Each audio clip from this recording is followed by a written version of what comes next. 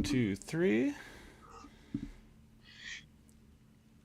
All right, guys. I think we got the technical difficulties figured out, and we're back. So again, my name's Steven, the host of the Northwest Fishing Club podcast.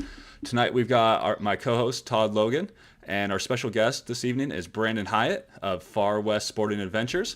Thank you for joining us, guys. I'm glad we got that audio figured out. So how are all you guys doing this evening? Have you been out fishing this week? I have. Friday, I was on the river. Got one. I spent a couple days out there end of the week myself. I was out there for the last 4 days. Mondays and Tuesdays are my day off, so I'm enjoying some time with the kids today. Nice. And so, I know, Brandon, you've been taking advantage of those summer steelhead, and Todd, it seems like you've been on the upper river since you've been back from Odell. The hatchery's got a huge run of early fish. Have you guys still been seeing a bunch of fish around, or has it slowed off a little bit? Yeah, definitely slowed off. So, no, for yes and no. For me, it's been a smolt issue. I had to go. I had to go farther down the river to get out of the smolt. So where I'm having the best luck is where I get out of the smolt, I can capitalize on catching those adults. If I get smolt right away, and they just keep hammering me, I just leave that hole. I don't. Right. I'm not fighting it. And so, how about you, Brandon? I've been running shorter trips myself, and just dissecting the river. I haven't been having that big of a smolt issue, but I'm telling you, I'm picking the river apart. I mean, if there can be a fish in it, I'm fishing it. That's where I've been finding my success. Shorter areas, and just working it as hard as you can from one end to the other. Now, Got you. Todd, when you're running into the smolt, are you running eggs? Are you running plugs? What are you using out there? I pretty much won't put an egg on it no more. Just because the second you side drift in there, it literally is seconds. You got, and this is just what I think is happening down there, is you cast in, you're in the slot. There's such a ball of smoke around your bait that the adults are just not seeing it. Gotcha. Because I mean, they literally the whole time your eggs and Yarny are in the water, they just do not stop pecking at it. I mean, just ferocious. Where and in a soft bead, same thing. You're just getting whacked. The nice thing about a soft bead is as long as you can get people to camp out on the rod and not set the hook on that stuff, you have a chance at an adult. And then, the other way is plugs. You don't get as many. I mean, you still get hammered on plugs, but not as much. Just because of the size of the plug. If you go up to a 3.5, you're going to curb a lot of those smolts. But you still got a bunch of resident cutthroat that's food, man. Right. But they're pretty easy. Once you hook them and kick them off, in the water, you're pretty much out of that. It's just the smolt have just been giving me nothing but headaches the whole time. And so, and I don't, I'm not that it's a bad way to fish, but I'm not going to pull plugs all day for a couple different reasons. One, my wrist where it's at, it's really hard for me to pull plugs productive in a lot of those seams all day long, just because of the swelling and everything else. And so, it's not that I can't do it. It's just, I'm going to pay a premium price for doing it. Your body's going to pay for it. Yeah. What about you, Brandon? So, you just been pulling plugs out there? Yeah, it's been my game, man. Plugs, and if I don't seem to get them on those, I've been running a diver with a little bit of coon shrimp on it in some of those deeper holes. But 90% of my game's been plugs, and I'm running them in that hard, fast water, like Todd says, where I'm paying for it at the end of the day. You go 4 or 5 days in a row out there, and your body knows about it. but it's been productive. So for me, that's where I've been. Um, it's been getting the action we need, and it's been helping get the fish in the boat for me. Nice. Any particular plugs? Are you running the bigger ones like Todd said to avoid the smolt, or does it matter? I haven't had good luck on 3.5s. I got a couple good 3.5s that I know run. And it just seems like those 3.0s, I don't know if it's a smaller presentation for me, but it just seems like I'm having a lot better luck on the 3.0s, and that's what I've been running.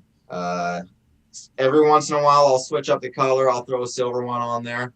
No, you won't. You haven't taken that Dr. Death or Streetwalker off there the whole time. Don't even give me that. I did the other day. I had 3 people. I only got 2 good Dr. Deaths, so I had to put a silver one in the middle. Yeah, but you didn't want to. Don't you try telling me you wanted to take that plug off. I didn't want to. Yeah. I had 2 Dr. Deaths. Yeah. I had them both on the outside. I have one, as you guys know, I have one plug. It's probably 4 years old. That plug runs. I don't know. I'm about out of color on it. So, a couple more weeks, I might be out of color on it. It'll just be the base color white. I have one that I call the one-eyed pirate. Uh-huh. And it's hanging on my wall. I don't use it no more, but I will tell you, you put that plug in the water, there's no paint left, and you put that plug in the water, for whatever reason, it will catch all of them. It just runs that well. And now I'm so afraid to lose it. Okay, well, we can get to that really quick.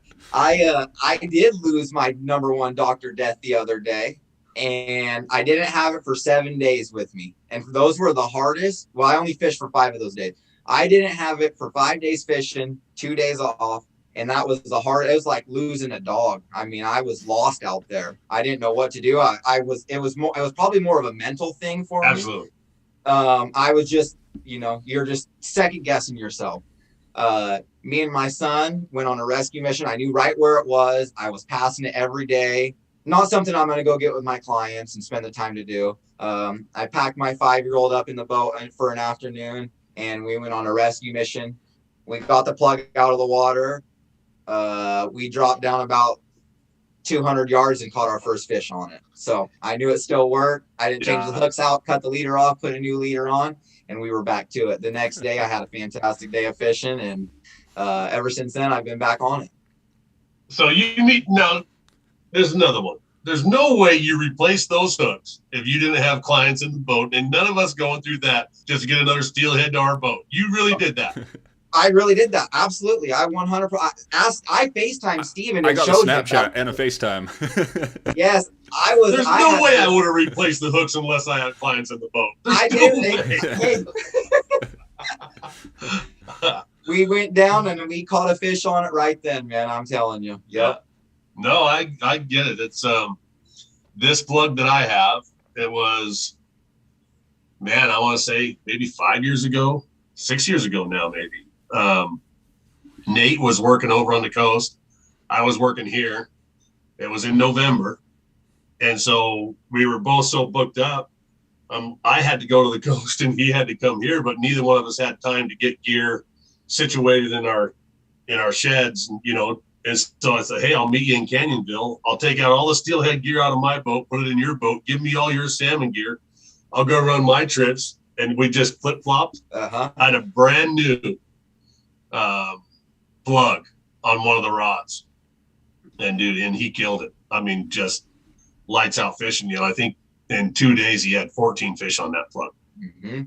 It was missing an eyeball. That's how I got the one-eyed pirate.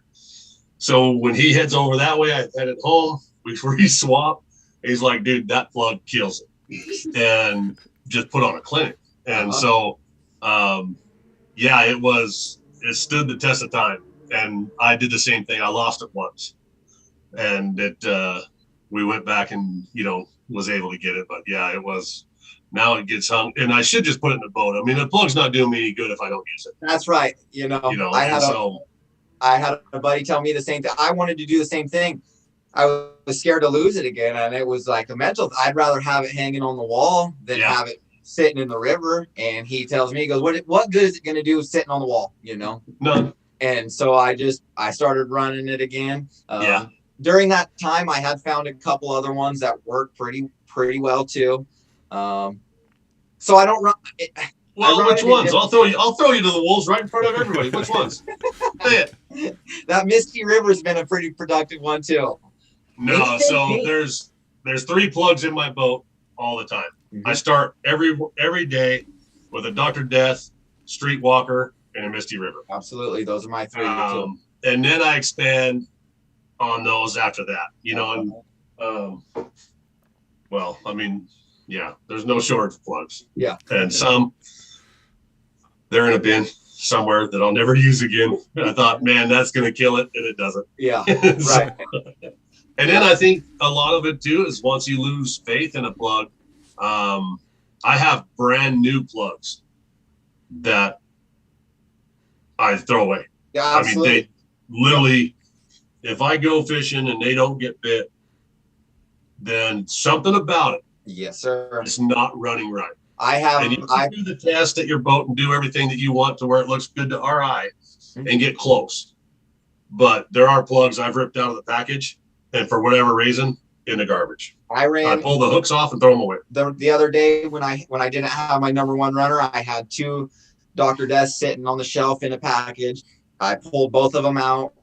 I ran both of them. One of them worked and made it into the box, and the other one's sitting on the shelf in the garage now. And it'll probably turn into a kid toy for the next couple years.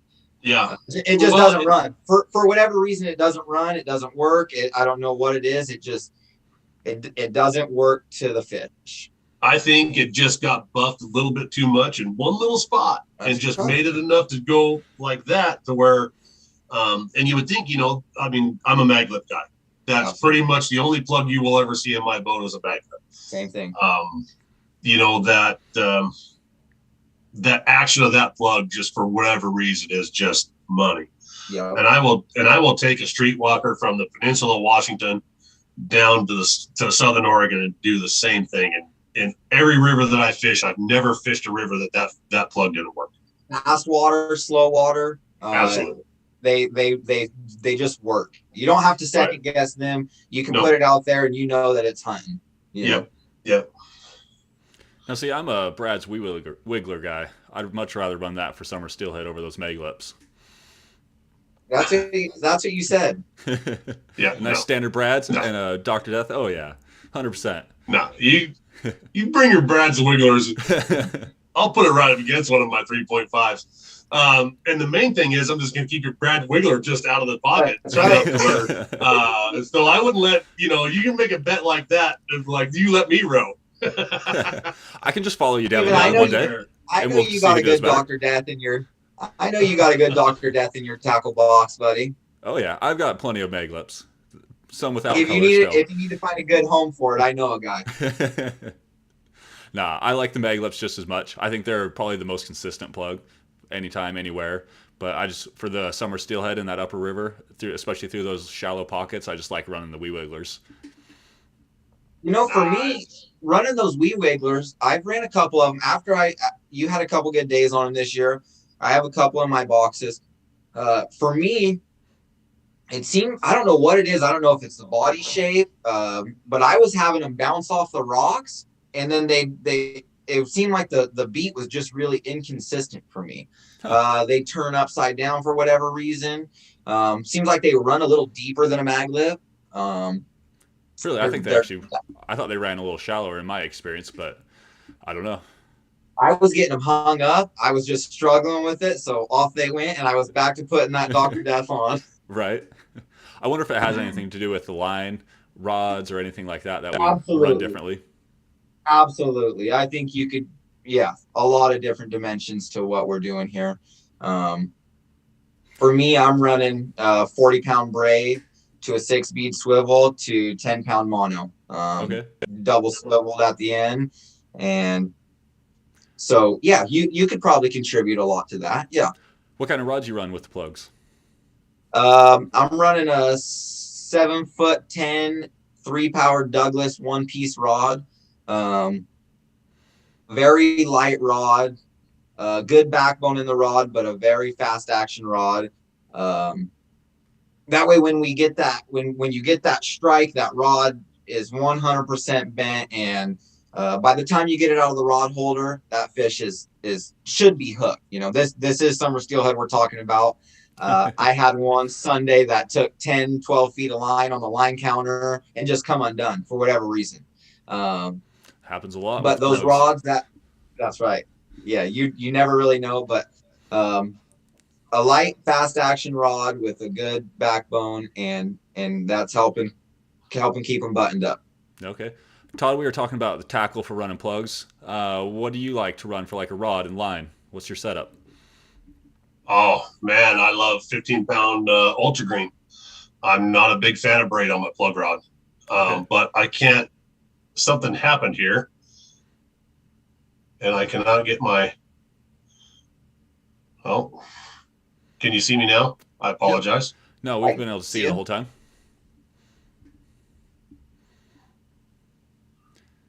And those beautiful pajamas of yours. Thank you. Now I got things really messed up. Uh-oh. No, you're good on our end. Okay. Yeah, I love. It's kind of a balance, actually. With the rod, I like an 8 to 17 pound line rating with a soft tip, more of a moderate action. But that's just I'm used to looking at those rod tips, and so it's easy for me to read those rod tips. The steelhead, from my personal opinion, the just the typical plug rod that companies make, I personally don't like, just because they're a little bit too fast action for me, Gotcha. and they overpower a lot of the fish, I think.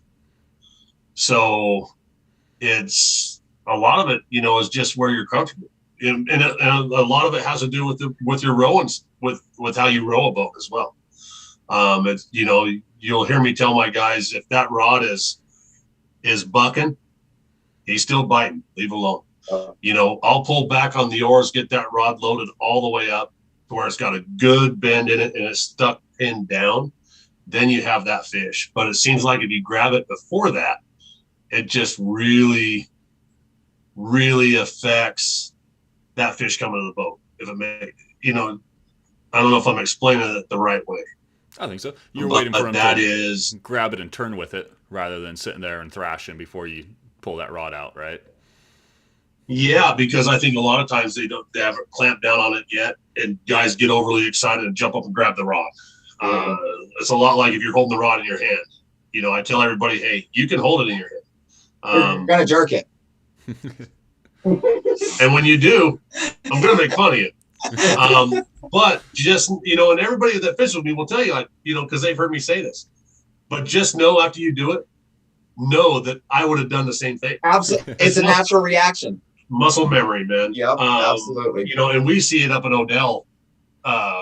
It's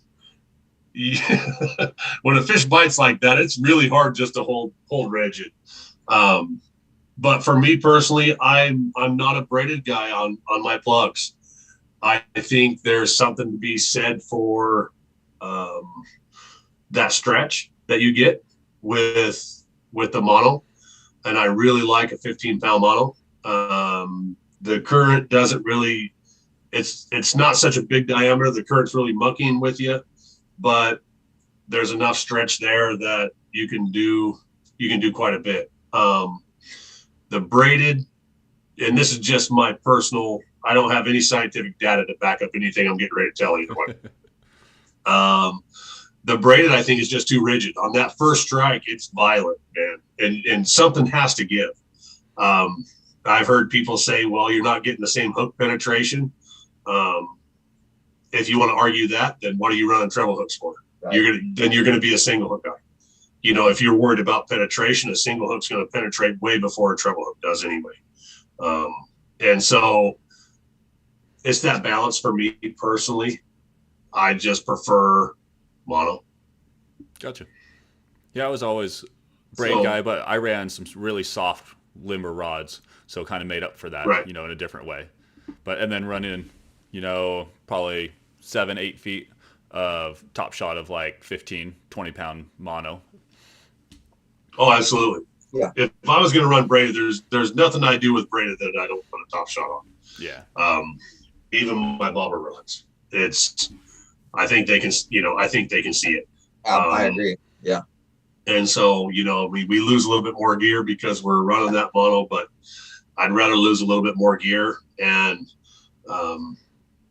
get more opportunities than retrieving that gear. Are you the guy that rows back up river or motors back up river to get that hook when you're side drifting off a snag, or do you just break it off, retie, and go again? And everybody guides a little bit different. I'm not saying my way is the only way or the best way. It's just how I personally do it, because once something gets hung up to that level, now I'm going to check the hook. It doesn't take a lot of time, but you look at the amount of time it takes to make sure that you have the best possible gear for the best possible outcome. That little bit of making sure that hook's not bent over, checking it and all that. I could have already tied a knot on a brand new hook and been fishing again. It's just literally, that's how I think about it. That's why we all tie how many liters before we go. It's time spent in the water. Yeah. Now, with the good summer steelhead run that we've had here on the Rogue, if somebody was new, kind of looking to get out and take advantage of this run, what would you guys recommend? Brandon, maybe go to the Umpqua.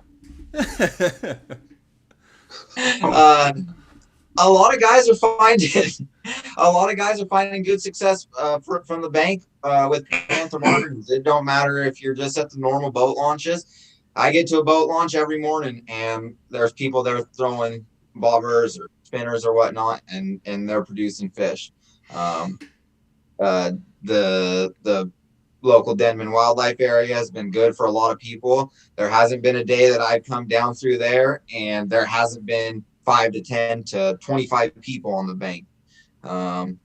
People fishing all sorts of different ways. For me, I like something flashy, something that they're going to see. So I would go with a Panther Martin and nice slow retrieve, let it drift down through the bottom of the hole, and you'll find something in there. I would agree with that. To the Denman area, just the access alone is conducive to fishing there.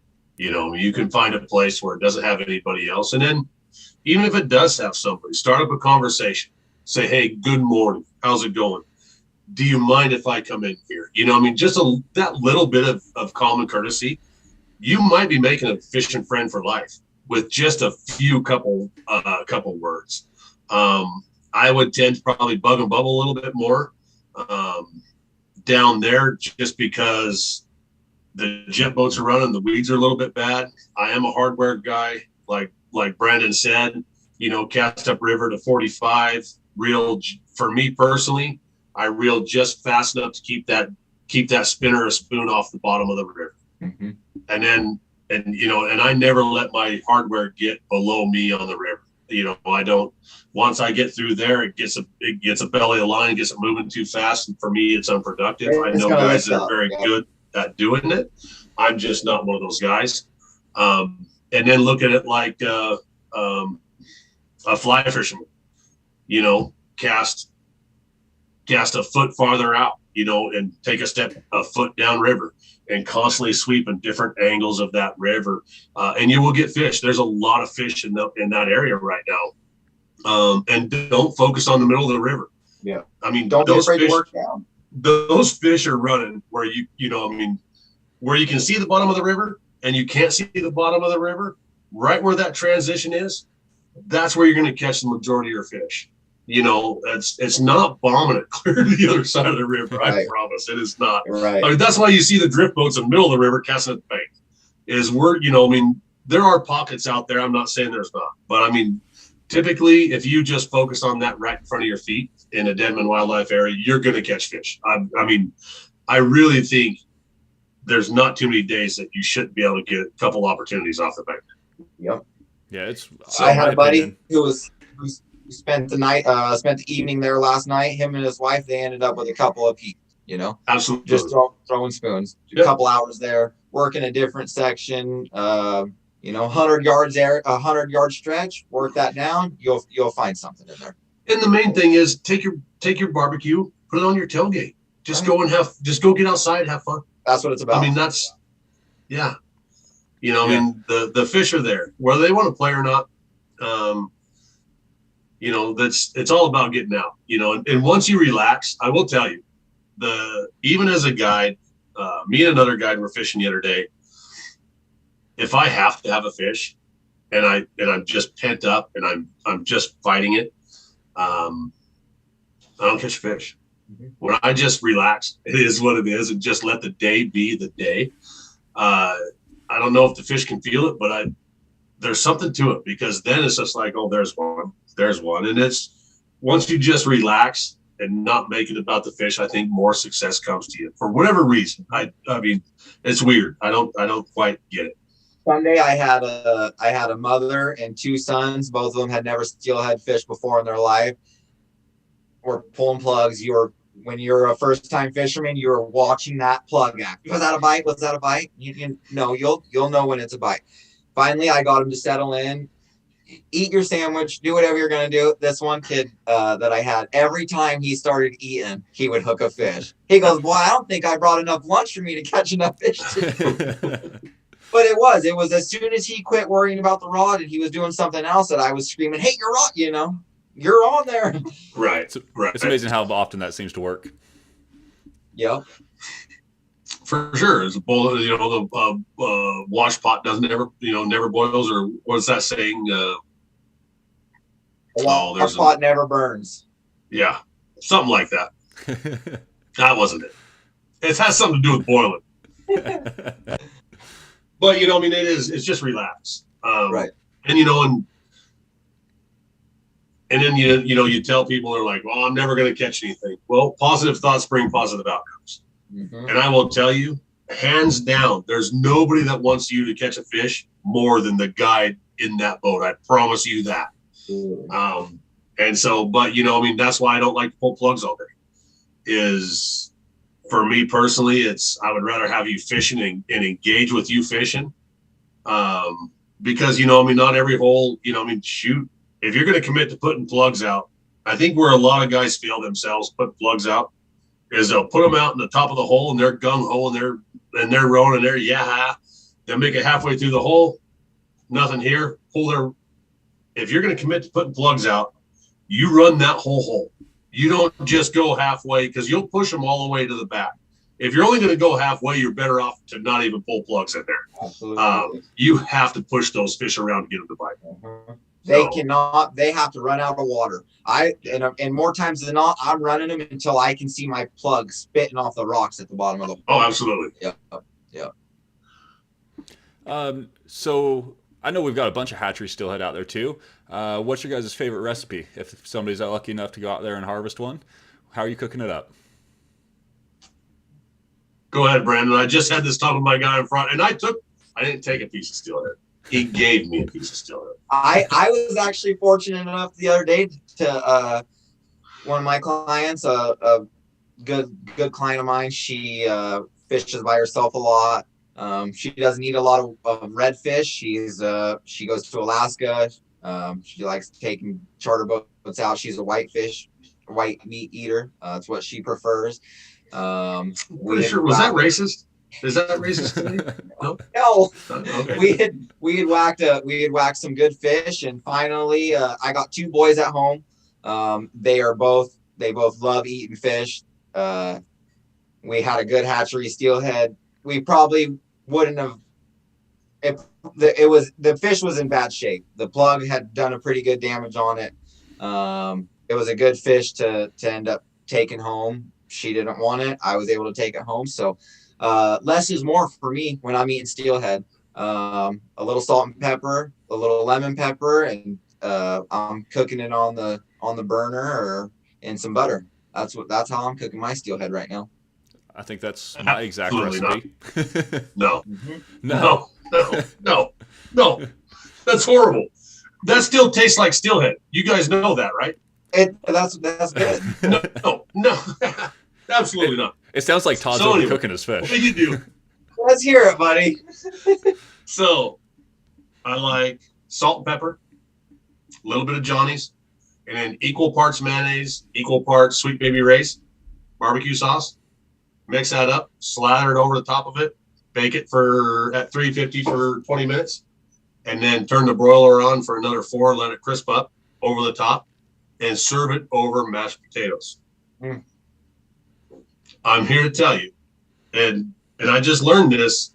Not the I like barbecue sauce on fish, but I'm not a big salmon trout eater as well. I prefer halibut, cabezon, lingcod, rock bass. We only eat a couple steelhead or salmon a year, other than smoked, of course. And so the barbecue sauce, it's really nice. And then the mashed potatoes was from Anthony's in Bend. That restaurant, they serve you a little appetizer before you right when you sit down, and it was a piece of salmon on mashed potatoes. I'm like, you don't serve me mashed potatoes. I mean, now I gotta have steak. You don't serve me mashed potatoes with fish. And I'm here to tell you, I hardly ever eat fish without mashed potatoes. It is game changer. Try it. Literally, Colton just texted me. He said, "Dude, I can't believe it." And it was, it's amazing. It sounds like you're overcooking. Have you ever had fish fish with potatoes?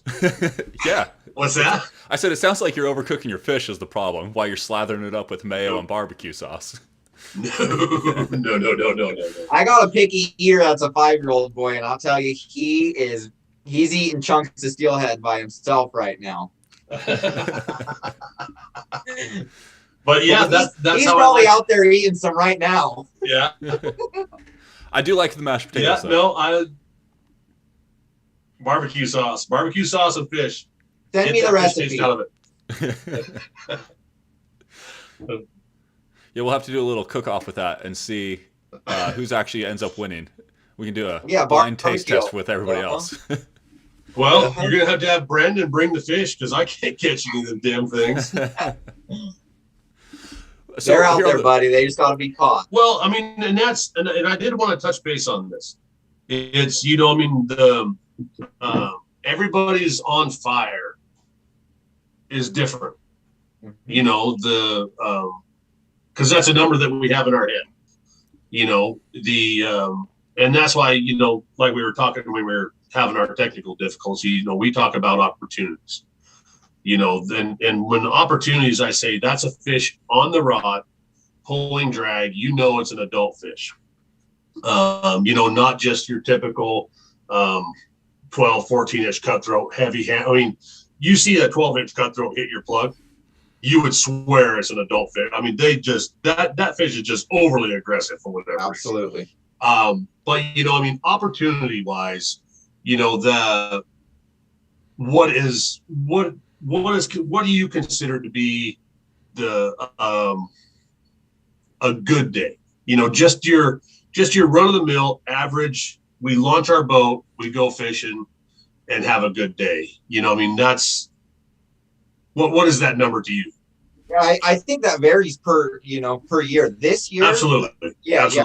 This year, if we're not. I'm having, some days we're hooking 10 to 12 fish and, line drag pulling. An average day for me this year has been 4 to 6 hookups, fighting fish, 4 to 6 in the net. Right. If anything after that's a bonus. But I'm telling my people, we will have a couple good chances, and as long as you capitalize on those, be smart with your rod, we're going to have good success. We're going to have good ratios. And we're going to get a couple in the boat. So, 4 to 6 a day has been good for me. I have had some 10 fish days, and those are fantastic days for me on the road. Yeah. But like we say, that varies per year, Right. Well, here, I'm going to say it. There's more fish in the hatchery this year than we haven't had in 30 years. Right. I've caught more steelhead in fewer numbers than I have this year. Mm-hmm. And so, that's where a lot of the frustration of people that I talk to are seeing is, how can we have that many fish, and yet the numbers that we're seeing in our boats don't go along with that trend. That makes sense. Mm-hmm. And so, did all those fish come up in one big push? They, There's a lot to it that we don't. It's not as black and white as what I just made it out to be, right. right? The high water It's this year definitely had an effect on that. I mean, it made those. We saw those absolutely numbers shoot up fast early this year, and then I right. mean, when I was out there fishing, that 3,000 CFS that we had for most of the year just really isn't conducive to fishing steelhead. At least not pulling plugs in a lot of those spots. Those fish are moving fast, but as soon as that water dropped down to 2,000, then it was game on. But it seemed like a lot of the fish had Yeah, already made it up. right. And now we're seeing smaller jumps in the numbers. It seems like those fish are holding in, you know, certain areas for longer. Well, and so let's go last week. What was your average fish to the boat last week? Not good because I didn't have that number one Dr. Death plug. Yeah, yeah. But I mean, and so but that's what we're, because I want to give people, I don't want to, like we were talking earlier, I don't want to sell somebody something that I can't deliver. And all we can go off of is what we did previous up till this point, right? Because we don't know what tomorrow brings. Shit, you might get in your boat, put them out, and catch 20. I mean, you have those days out there. But trendy wise, I really hope there's some more fish coming. Because I think they, because of the high water, those fish are smart. Mother Nature is smart. High water, they're going to flush right up river and get there, get spawning, and get it done. Mm-hmm. They bullied early. They were on the move. And so, you hope it wasn't the end of it. Right. And so, but it's no different than any other year. It's just the ups and downs of shit. One week you're killing it, and next week it's all you can do to get two. Mm-hmm. I think we we did have some hot weather. We had some hot weather, which I think slowed them down. That hot weather, when we had that really hot weather streak, the numbers slowed. Absolutely. Those fish were in different spots. They were down deep. They were hard to find, Yeah, for me, they were just, I'm trying to articulate it was that faster. They just were not in their normal places. I mean, you had to go relearn a lot of it. You're not just going to go do what you do. You had to go fish different. Yep. What was it? Last week when I was out, we found our fish on those hot days. It was shady spots. Still, I mean, we found plenty in shallow areas, but it was shady, shallow, and then in fast water. They were kind of out of those normal kind of walking speed. They were sitting in different spots for sure. I found them shady spots in the upper river. Man, it wasn't. I ran my boat in some skinny water to get to that spot, and thank God. It paid off. But it was. If it gets 2 inches lower, you ain't getting the 1760 in there. But hey, we got a fish. But definitely, I had higher expectations. When I come home from Odell, hearing the numbers, and we were like, God, we should be home on the river. And then when we got here, the numbers. We were getting fish, but not like what we should have. That I felt. It just, for whatever reason, but we weren't succumbing to the plug either. Mm-hmm. So, it wasn't, I ran plugs all day Friday, all day.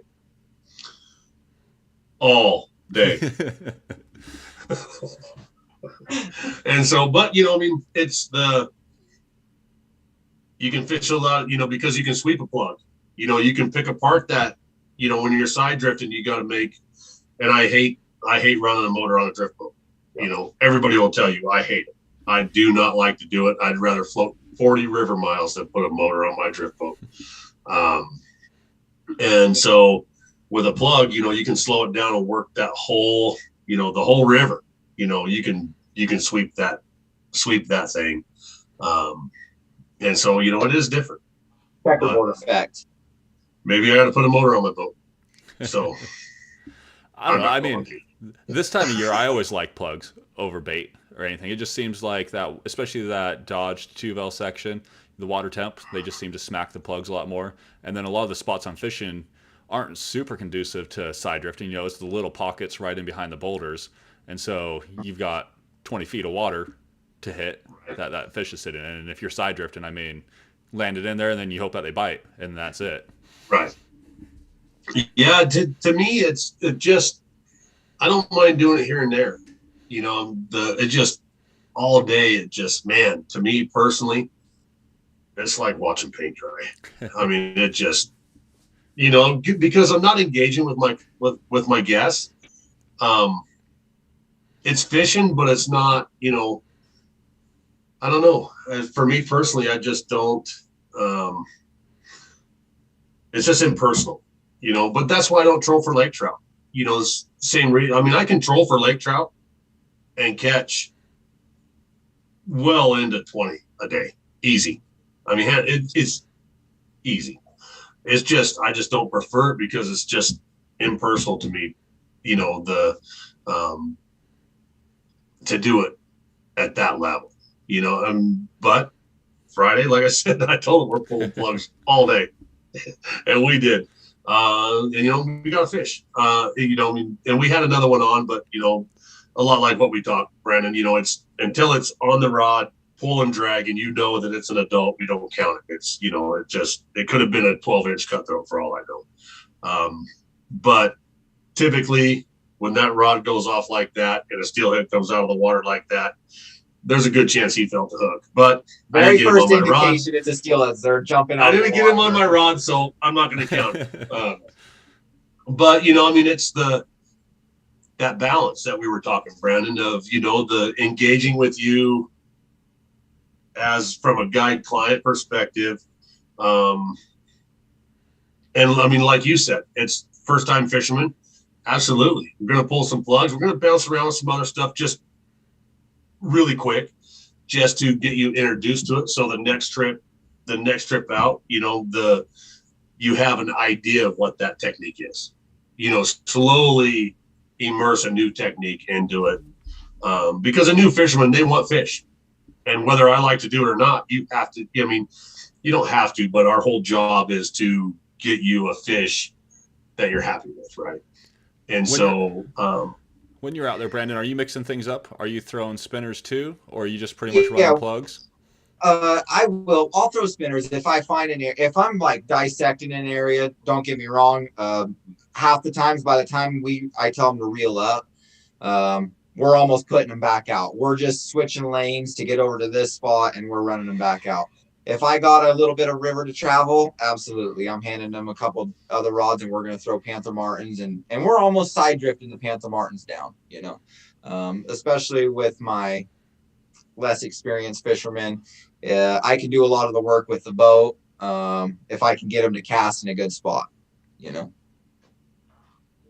I agree with that. A lot of the times it's more about getting you comfortable with the gear than it is about fishing. I mean, honestly, it's more about just getting you casting. So when we do side drifting, where steelhead comes, absolutely, you're going to be a little bit more accurate when that time comes. Hardware, that's why, if I have new fishermen, chances are I'm going down to Grace, Rogue River. The spinner fishing down there for me personally is, you can catch a lot of steelhead in those holes down there easier than you can upper river, I think. Just because, and I'll say one, the silicone, the tail end of that hole. I mean, if you're running through that hole and not chucking a spinner, you are missing a lot of steelhead. Right. I mean, they are. I think they just get in there and they pull up and they just kind of circle around in there because, I mean, as long as you can get it out of the boat and slow retrieve, you don't even got to bounce it on the bottom in that hole. Mm-hmm. I mean, they are. If they're there, they're going to see it and they're going to capitalize on it. Which is a great time. Mm-hmm. So what's your guys', if you had one plug that you're a new person out on the river and you had to go buy it new from the store, not your unpainted stuff that has caught hundreds of fish, but one plug to recommend somebody run, what are you grabbing off the shelf? Go ahead, Brandon. Anything pink for me. I'm gonna say Dr. Death just because that's what I know. But it's that pink color for me for a steelhead. It can be a misty river. It could be a streetwalker. But 3.0? something that's flashy. You just named 3 plugs and he said you get 1. Anything. They're all pink based though. What, the 3.0? 3.5? Yeah, 3.0. 3.0 for me. Absolutely. Yep. I would not launch my boat without a 3.0 and a 3.5 streetwalker. That plug, I mean. What's the streetwalker? I don't know off the top. The streetwalker is the Dr. Death, black bill, pink body, but it has sparkles and black stripes. A nice stripe of black glitter down the side, down the top. I will show you some here. So this is what it consists of. So anybody that don't know, this is a Misty River. It's got the pink body, blue butt, blue stripes. It's a good one. No, it's a great one.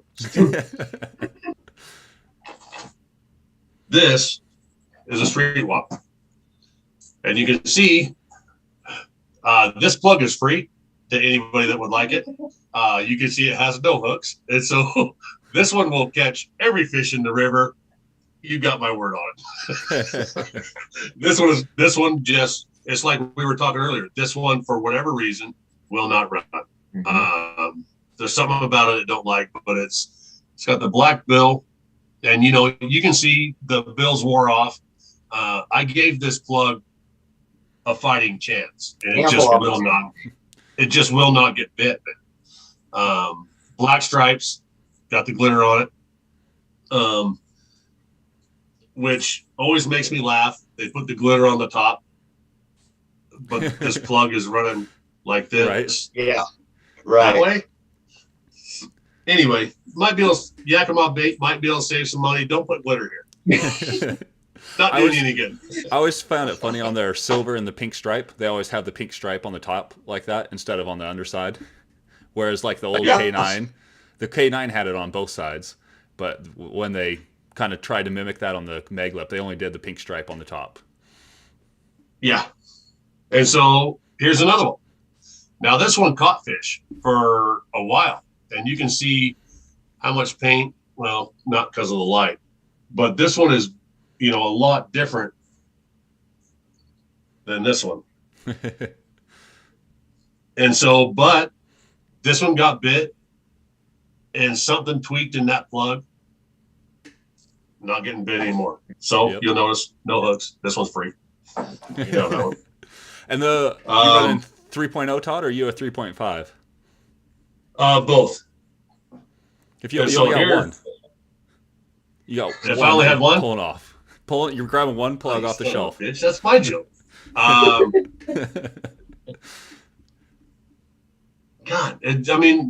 because I'm a water depth guy. The 3.5 is going to dig down a little bit more, and so if I'm fishing the big boulders downriver of Twin Ponds, before the riffle, I'm a 3.5 because I'm trying to get down to that 8. I'm getting down to that 8, 9 feet. I'm getting right down dirty with them, and behind those, there's some big boulders in there that I'm going after. And so it's hard to say what size of plug just because of that. Yeah. That reason that's why I run both, because you have to know what you're fishing, the depth that you're fishing, and what you're trying to achieve. Now, I'm not saying there's not suspended fish. Like once you get to that first river below Twin Ponds, you better be 3.5. Otherwise, you're hung up the whole time because it's not that shallow. The water's, it's a little bit faster. And so you want a 3.0 because you can scoot that stuff over those rocks a little bit more. And so that's a hard one, 3.5 or 3.0. It's somebody new starting out. I would say put 3.5s off, but make sure you take that belly hook off. And the hanger hook. Yes. Yeah, because until you learn when that plug's digging into the bottom, of the river, when you see that on your rod tip, you know what's going on. But while you're learning, if you have that belly hook on, you're going to lose a lot of money in plugs. And so when you start to see that, you don't want to be pulling back as hard on the oars in it. And a lot of it has to do with rowing style. I really think you can get a 3.0 to dive down 8 feet. If you're willing to gung-ho it and row and hold in that water, it will dive down to that level. It's my style. My personal style is it's not slow, but it's not fast. It's that real even kind of keel. And so instead of working harder or working less, I change plugs. Me personally, I don't think it's a profile as much as it is placement of the plug. If that makes any sense. If I can put a 3.0 on and row and dig in and get that plug to dive down to that depth, but I got to go slower because I need that drag to get it down to that area. I can do the same thing and not work as hard with a 3.5, if that makes sense. Yeah, 100%. Because it's not the speed at which a plug goes down river. It's the placement of that plug when it goes down river that you're targeting. Me personally. Yeah, I mean, for me, if I had one, it would be that silver Brad's Wiggler with a black back and the red dot on the belly. If I had to choose just one, and just because it is so versatile, especially through that Dodge to 2-vel section, you can run in the deeper stuff, you can run in the shallow stuff. You don't really have to. I've never really ran into many problems with him getting hung up at all. But I will, especially in some of those deeper spots like Patigons, if I'm running plugs for Steelhead, I'll switch over to a 3.5 or something just to get that depth. But if I had one to choose, it would be that standard Brad's. And where I fish Patigons, I'm not a 3.5 guy. I'm far river left and 3.0. Gotcha. And if I fish Patigons, I'm way up top. That's where I've been finding them. I mean, as soon as you drop off the riffle, I'm finding them. As soon as that river starts to sweep, I'm out of there. Right. Yeah, I will say most of my there's some good water right around the corner. Oh yeah, much better water. But yeah, Patigons, a lot of my fish come up top. But I like to also run those 3.5, so they're just see if you can't pick up a salmon. So yes, yep. Absolutely, double duty. What's that whole? We were fishing it together. A couple steelheaders salmon derby, right above I-5 there down Rogue River. That hole that's on that left-hand turn there. The log cabin where is that where you're talking? It's right above I-5. It's where I hammered that. We were all piled in there, and then I run the plug. Everybody's done fishing. I run them 3.0s through there and got that. There's a bunch of different names for it. I don't know if there's an official name. That hole. I've tried 3.5s and got down dirty along that bedrock shelf there. And they don't like it. And that one is a prime example of a 3.0. Those fish are just suspended in there, I would assume, because I don't have any luck with my theory on the 3.5 and the 3.0. That is one of the holes of 3.5 will get you down there, but they don't want it. They kind of want it to come in above their heads almost. But a salmon, as well as I do, they got to be running there because you bonk a salmon on the nose, he's going to bite it. Right. Yeah, I've caught a lot of salmon in that hole on the 3.5s. And so, but I mean, for me, it's a 3.0 hole. and right off of that bedrock shelf there on the, almost in the middle of the river once you get into it, but yeah, I think it has a lot to do with your rowing style, and then just what you're comfortable. I mean, just, because I had this talk with Matt, a guide from California here, just this evening. It's, trying to get one rod to do multiple things. He's a striper fisherman and a lake trout fisherman down in California. And he's like, well, I need a rod that will run a jerk bait, will jig lake trout. And I'm like, me and you can, I mean, any one of us can, because we fish that much. But when I have a rod in my hand, or, I'm envisioning what that lure or whatever is doing with what I feel in my wrist. When we went striper fishing, look how many stripers you caught on that jerk bait compared to me. It took me a while to understand what that plug was doing with what I was feeling in my hand, and I thought I was working it, but I wasn't even coming close to working. Right. Not because, I literally, you remember, I hand you the rod to bow and catch one. So, but it was, then that's when you said you almost got to break that rod, right, to get that jerkbait to do what you wanted it to do to get those fish to strike. And so people that don't fish as much as we do, that's why we all have so many rods and reels, is because that rod does this. That's the only thing that rod does. And so you have to start your day, you have to have the 12, 9, 12 rods in your boat. Side drifting, plug pulling, bobber dogging, bug and bubble. All of it's going to be very productive right now. And then, we haven't even got into the spinner game yet. Right? But pretty much all of our side drifting rods are going to throw hard. Yeah, just because it doesn't take a whole bunch.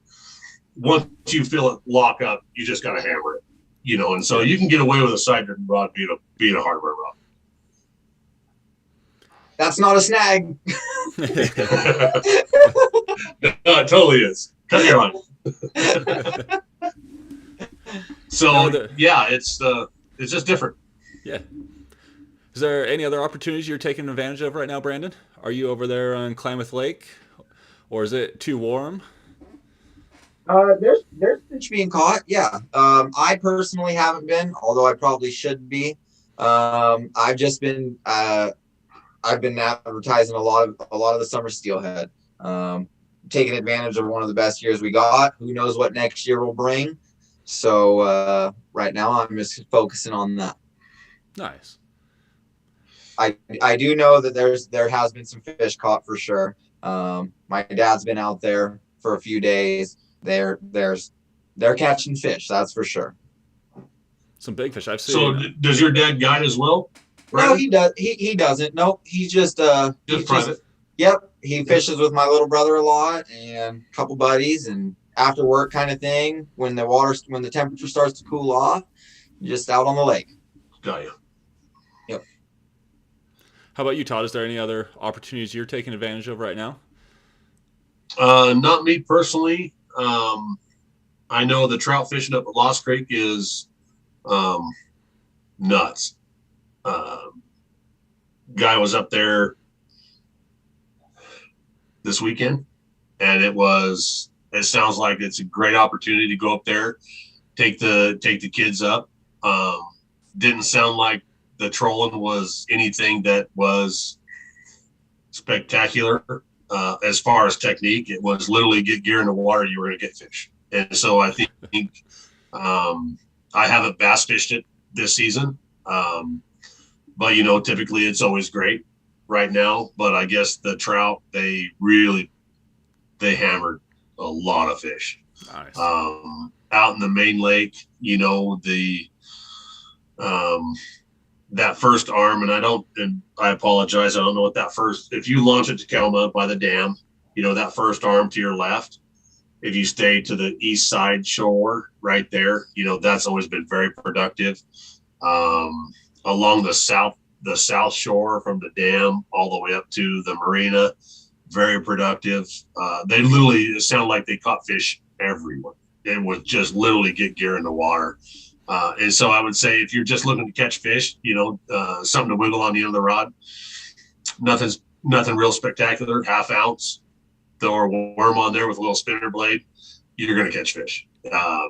And keep it around that 1.5 mile an hour. That's where they had the best. So Nice. other than that, the other word, it's just the big fish down in Brandon's country down there over on the Klamath. It's I'd really encourage people to reach out to him and book a trip and learn it. I don't know how you feel about it, Brandon, but I tell everybody any reputable guide will show you exactly where and how to do it. I don't care if you have a boat or not. We want everybody to go out and enjoy the resource, but enjoying the resource and being better stewards of the resource are really close connected, and we got to be aware of that. Mm-hmm. So with a guide, you're going to learn both aspects of it. You're going to learn how to do it, and then you're going to learn why we do what we do there, with either catch and release opportunities, or there's fish that can be had there, but we don't want to target those fish because of certain circumstances. The reason why we pull out of Odell is they start their pre-spawn, and we don't like to harass those fish while they're pre-spawning.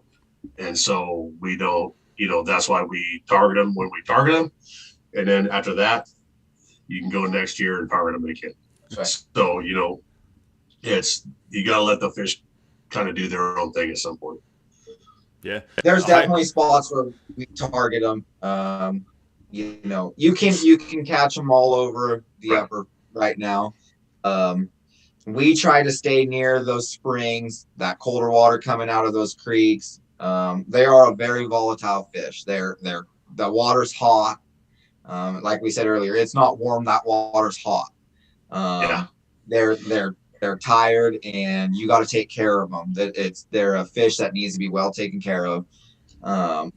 Like you said, any reputable guide will show you how to take care of those fish. Right. They need to be taken care of. We're not trying to discourage anyone going out and catching them. Education is key, and taking care of them. That way our kids can go do it, I mean, they're there next. Absolutely. Hiring a guide is one of the best things you can do, especially if you're not familiar with the fishery. Not just learning how to fish and where to fish, but learning how to do it respectfully to the fish, the common courtesy of the area. That hiring that guide for that one day cuts like a year or two off your time for learning the curve. So it's something that really helps. And to expand on that, there's a lot of etiquette. There's a lot of fishing etiquette that goes into doing what we do. That not a lot of people know. If you just, and I've said it on the channel in front of everybody, you're talking to the guy that anchored up in Glass House for 3 days and nobody said a word to, because I'd never fished a river in a drift boat that had rotation holes. I didn't do it maliciously. I just didn't know it was the protocol of this fishery.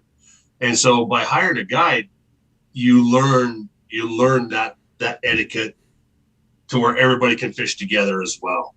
It's all about everybody getting fish together. It's not just I'm taking all the fish and screw you kind of mentality. And so, it's one, you learn a little bit of etiquette. 2, you're going to learn how to catch fish in that resource. And 3, you're going to learn how to protect the resource and take better care of that fish. Which is, all 3 of those things are just as important as each other. I didn't list them in 1, 2, or 3. I mean, those are all literally number ones of, these are the things to pay attention for. You'll have a better day out of it. The particular area that we're talking about, it's been a spot that there's a lot of mud flats, a lot of water where just the fish absolutely aren't. Those fish, they're coming out of that hot water and they want to be around those springs. We have narrowed that down, rock foundation. We know where those springs are at, where those fish want to be this time of year. You see a lot of people out there fishing in the mud. The fish they're not there, They want to be over where that colder water's coming out of the ground. So what kind of electronics do you run on your boat, Brandon? If I'm fishing out there, I'm fishing blind, buddy. What?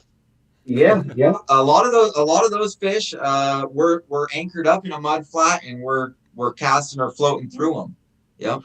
You know, there's a new thing out. It's called Garmin. Yeah. They have they show these little things that go like this, so you can see it. Don't they have that new side view No, where you can? I'm just giving you a hard time. Man. Side scan. I need the side scan. It'll just frustrate you. There's yeah. If you know they're there and they're not biting, it frustrates you. Yep. I hear you. Yep. So it's just overfishing as long as you know where those spots are. Absolutely. Yeah. Yep. That's been a spot. That's right in my backyard. It's been a spot where, unlike the rogue, where these steelhead, they're moving every day. You can go out there and catch them in a spot one day, and they're not there tomorrow. Right.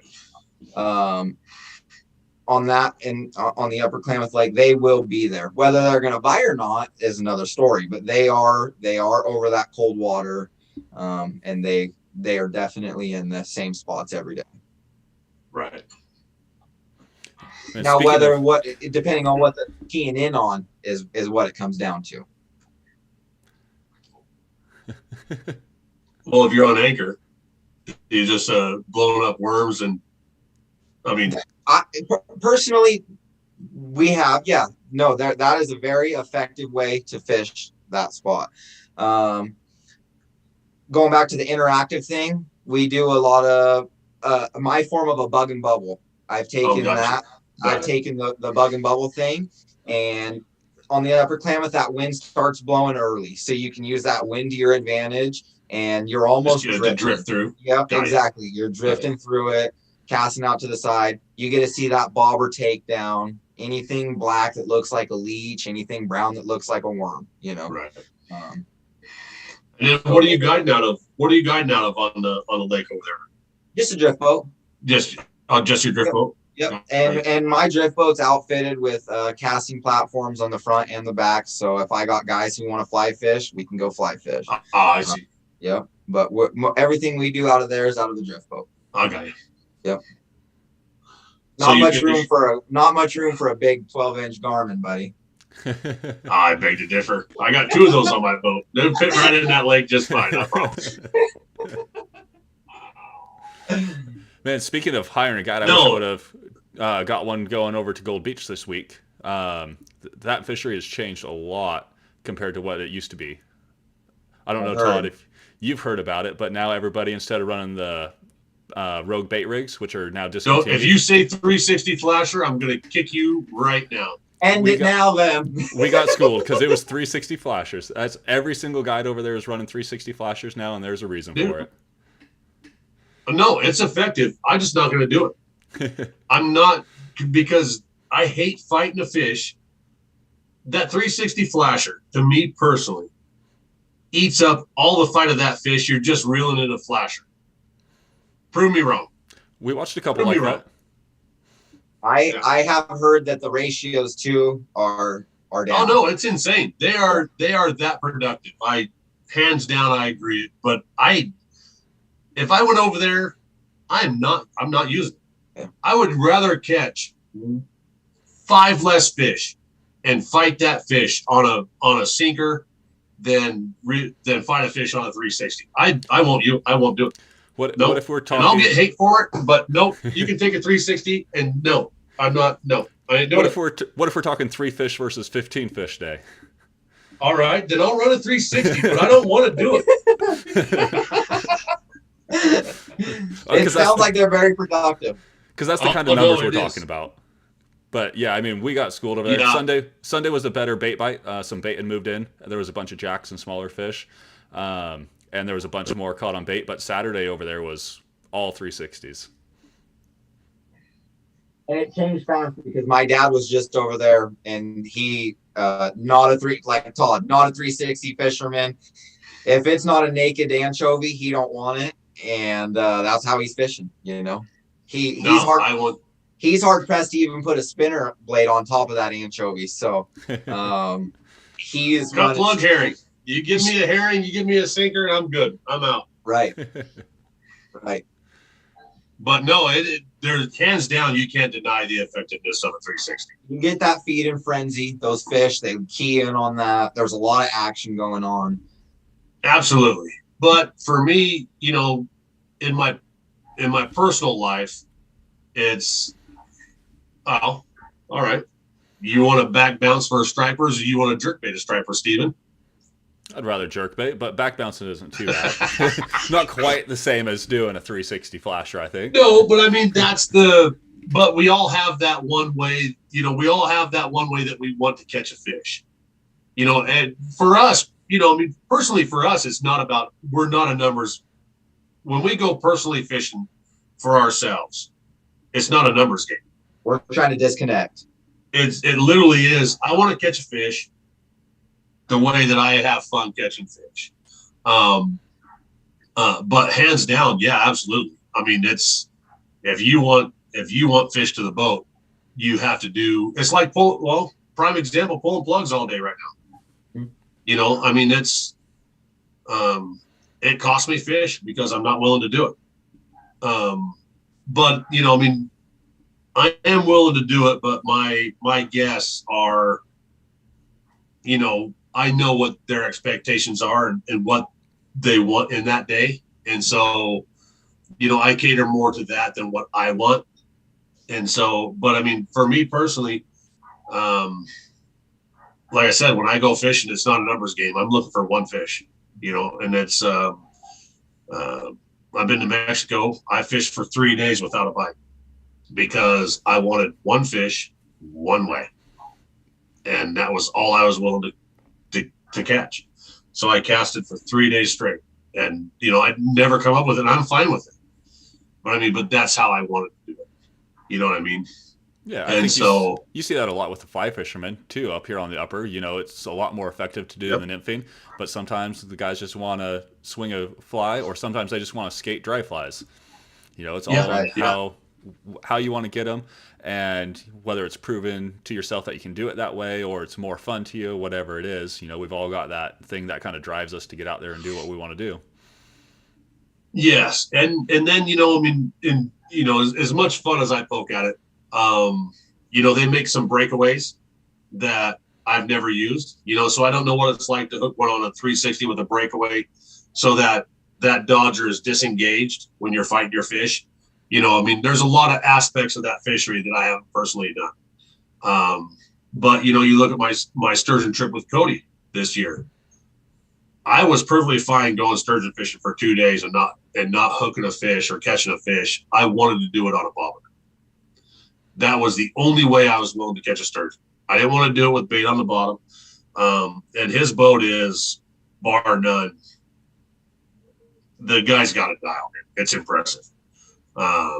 Just his level of what he does up there with the sturgeon, you know, and the salmon, you know, everything that he does is he picks it apart at a different level. And so I fished that bobber, and dude, it was one of the most epic things I've ever done in my life. Hands down, if you ever get a chance to go, when you see a 7-foot fish roll in 1.5 feet of water on a bobber, you're like, how the hell did you get up there and I didn't see it? I mean, you would think his tail would stick, and maybe it was, we just didn't see it. But I mean, it's one of the most epic things I've ever done in my life. But I mean, that's when I personally go fishing, that's what I'm going fishing for. Yeah. I'm not just there to catch a fish. I'm there to catch a fish this way. And Cody is, you know, I mean, it's one of the coolest things. If I didn't have a prosthetic leg, I'd have got out on the sandbar. I was going to ask you if you were. I've seen the video of him having the guy stand out on the sandbar. I was curious if you were standing out on the sandbar or not. No, my prosthetic, the sand, the sand particles and my prosthetic are not a good combination, and so we parked the boat to where I could cast, you know, over there. And dude, it is, if you ever get the time, it is literally that impressive. It's one of the coolest things I've ever done in my life, hands down. I mean, I will talk about that fish for the rest of my life. Very cool technique he has done. That's something that I seen on the internet. And I was like, wow, that's not what I expected to see. No, and he takes it. I mean, I'm on my time off. He's working, and so the day before we went catch and release, and just playing around, and he picked it apart. So we could understand it, but you can on those sand flats that he targets. You can see where they were up feeding the day. I mean, if you and I will tell you until he pointed it out what I was looking at, I had no idea. Right. It was just a sand flat to me. But when he pointed it out what I was looking at, you can see where they suck up that sand and then spit it out, getting that sand shrimp. And he's like, that's what you're looking for. So it literally was. The next morning we run right back out there. Anchor up the boat. He says, pitch it out there this far. I mean, it couldn't have been a foot and a half of water, if that. And it took 10 minutes. They were up there feeding. And it was, I really appreciate spending time with people that hone their craft to that level. Whether it works or not, every day's different. But I mean, just the confidence that he exudes, gives you confidence, and it was just amazing. It was an amazing trip. It was the trip of a lifetime of you got to go do it. Absolutely.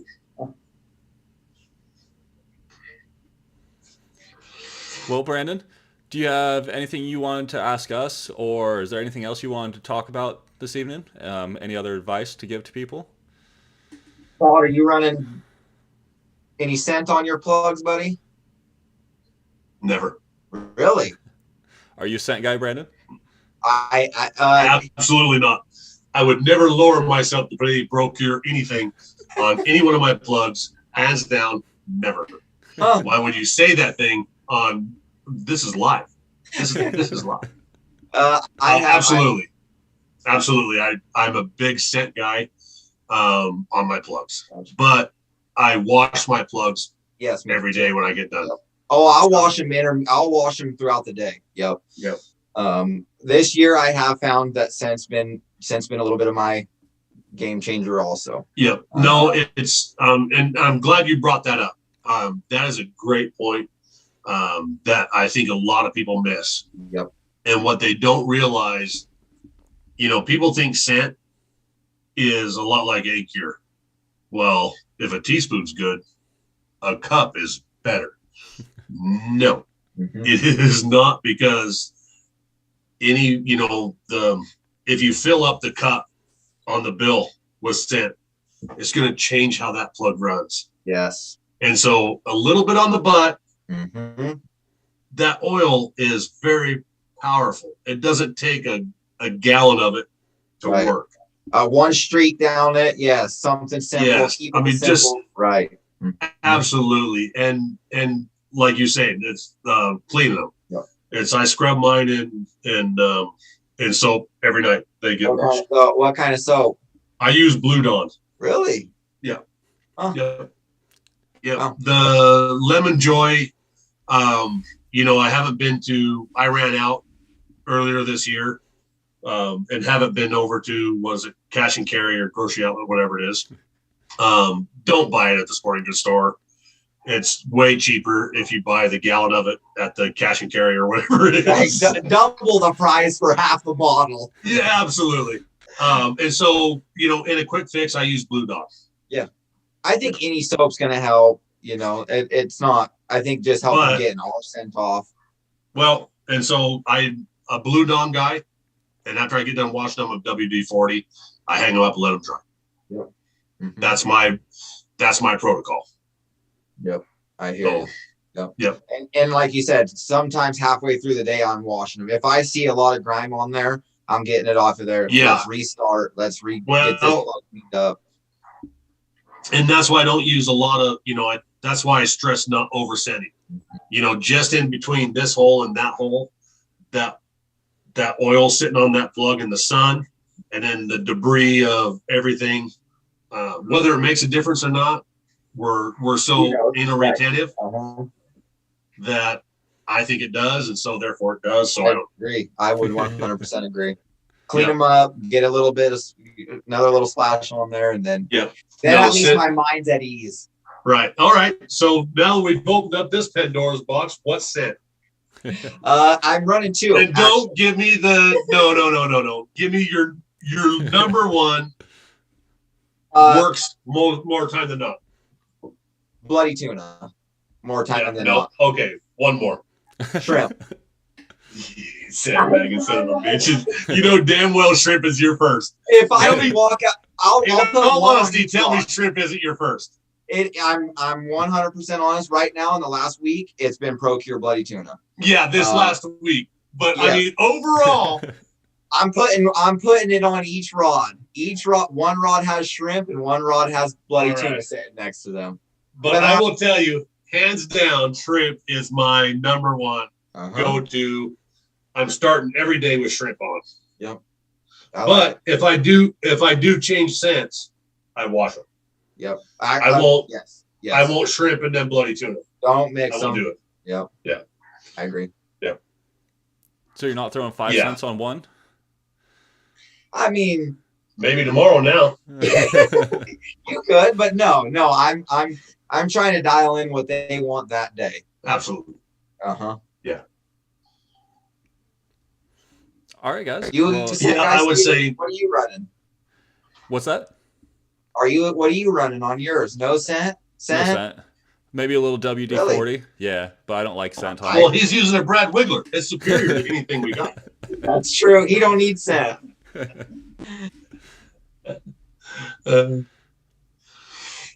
Anything else, guys, that you want to No, chat it's- about? That's pretty Go out much for there. it. Go out there and get them. There's fish to be caught. You just got to go out there and fish for them. You spend the time out there, you'll find them. Yeah. I don't know. That's all right, buddy. I think that first push of fish come through. I think if I was, with gas prices, the cost of living and everything, I think right now I'd wait until the temperatures subsided a little bit, and then I would go hammer it. We got spoiled. We did. We got Yeah. spoiled right off I the don't. bat. I don't think right now I would just go gung ho, spend a bunch of money to go do it. I would wait until it cools down a little bit. Me personally. So. With the river closing here at the end of August, are you gonna switch to bug? Would you switch to bug and bubble? Or are you waiting until later in the season? Or are you going down to Gold Hill and Rogue River? I'm going to spend some time in Rogue River. Bug and bubble, I will wait to see what the numbers are before I will do that. But, we got a great fall fishery coming right now. They're catching a lot of fish. I think it's going to be great. I think our time is better spent downriver. I agree. I'll be right behind Todd. Yeah.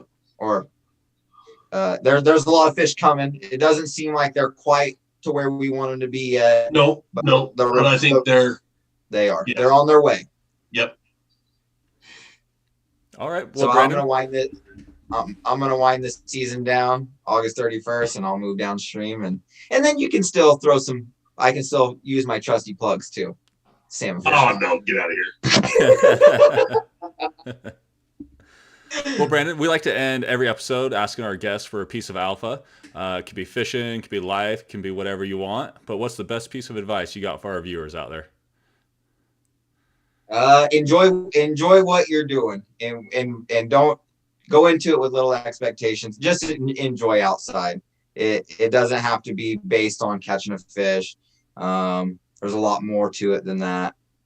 Enjoy your time outdoors. Like Todd had said earlier, take a barbecue, take your family. That's when you're going to end up having a good time. And that's when you'll catch some fish. I like it. Well, guys, everybody out there, thank you for joining us this evening. If you'd like to talk with Todd or Brandon more, you got any questions, or even myself, you can check us out at the Northwest Fishing Club, or northwestfishing.club. We've got our Discord going. You can find the link on there, and you can jump in there and have access to us. And whatever you'd like to know, just jump in there and ask us some questions, and we'd love to help you out. Yeah? Before we go, Todd? What was your alpha, Steven? We just do the guess, Todd. No. I think you tried this last time, No. Well, We all give a piece of alpha. Just real quick, I had an emergency. My dog was getting ready to bite somebody, and so I had to take care of that. Brandon, what was your alpha? Just real quick. It was touching on what you said earlier. Just get outside and enjoy the time with your family. That's when you're gonna find enjoyment outdoors. Take the barbecue, take the kids. Official Absolutely. fun. Yep. All right, Steven. all right, I guess mine will kind of be what I learned this weekend is don't get stuck on, something that the way that you fished a place for it could be 30, 40 years. Don't feel like it's always going to stay the same. Yeah. Don't be willing to change it up and, there's always a new technique or something changing, and don't be stubborn and just stick to your ways if you want to try it out. Sometimes the best thing to do is try that new technique out, give it a shot, and it might just change the game for you. Absolutely. And because we're going off of last weekend, mine has nothing to do with fishing. It's just life. It's don't let somebody else's action dictate your action. That's my alpha for the week. I I like it. So don't let somebody else get something out of you that you don't want. So, yep. Yeah. Well, we'll end on that, guys. Thank you again for tuning in tonight. August is a great month, so get out there wherever it may be and take advantage of the fishing opportunities that we got going on right now. And enjoy your night. Absolutely. Thank you guys for having me. You're welcome.